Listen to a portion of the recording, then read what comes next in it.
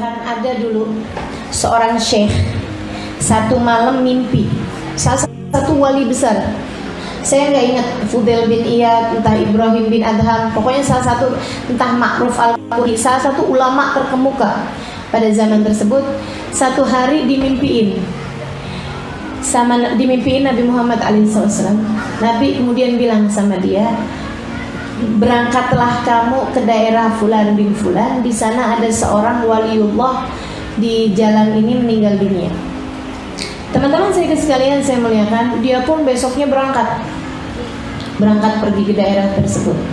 Seorang waliullah yang dikenal, ulama terkemuka pada zaman tersebut.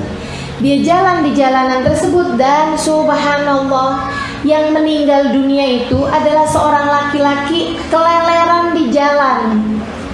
Nabi bilang seorang waliullah meninggal dunia di jalanan tersebut. Itu benar-benar orangnya di jalanan. Kenapa di jalanan? Karena nggak ada orang mau ngurusin jenazahnya.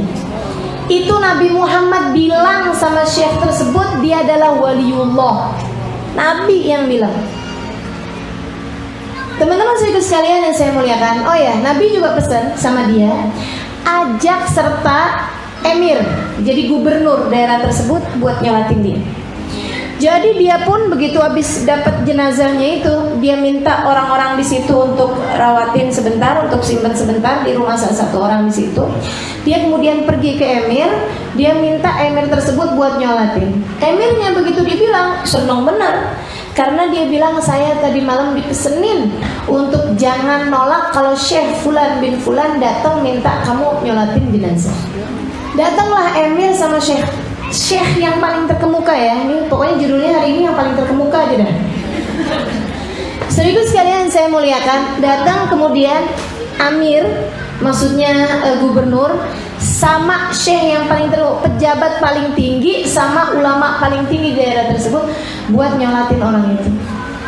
Semua orang sekampung ikutan ngurusin jenazahnya, ikutan nyolatin di masjid sampai masjidnya nggak muat, sampai kemudian mereka rame-rame ikutan mandikan jenazah.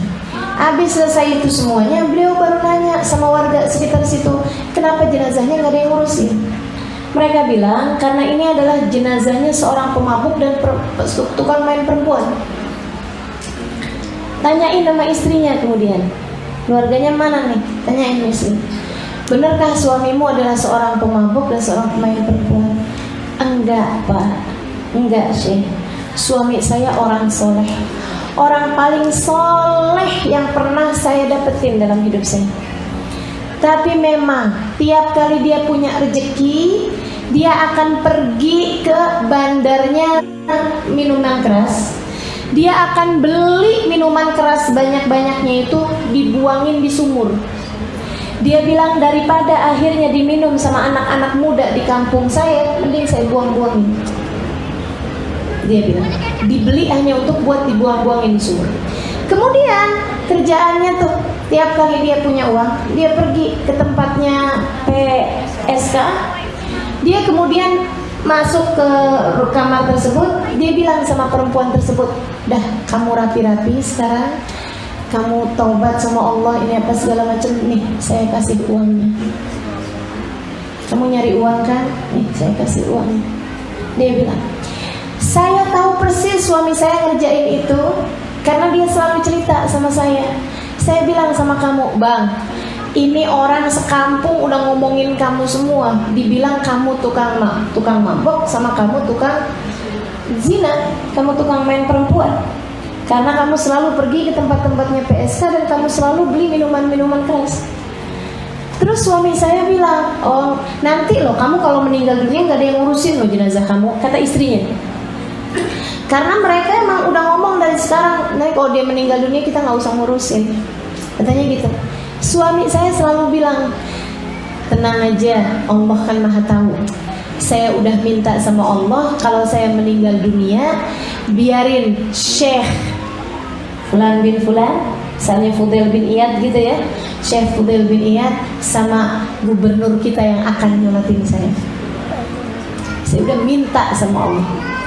Teman-teman sekalian, saya ceritain ini untuk ngasih kita tahu semuanya bahwa yang kelihatan di depan matamu belum tentu yang sebenarnya. Oke? Yang kelihatan di depan matamu belum tentu yang sebenarnya. Yang kelihatan di depan matamu, orang itu masuk ke kamar seorang PSK, tapi yang dikerjakan sebenarnya apa kita nggak tahu. Yang sebenarnya dia beli berkerat-kerat minuman keras yang kamu lihat dengan matamu. Apa yang sungguh-sungguh dia kerjakan dengan dibuangin di dalam sumur, kita nggak tahu. Maka jangan pernah menghukumi orang dari apa yang dilihat sama matamu. Kamu ngelihat temenmu itu berselingkuh sama temennya yang sudah beristri depan matamu, yang kamu lihat pakai matamu seperti itu. Kenyataannya apa? Kamu nggak tahu, teman-teman. Kamu tidak tahu. Maka jangan pernah menyebarkan berita, menceritakan sesuatu kepada orang lain yang tidak sungguh-sungguh kamu ketahui dengan pasti. Halo? Insya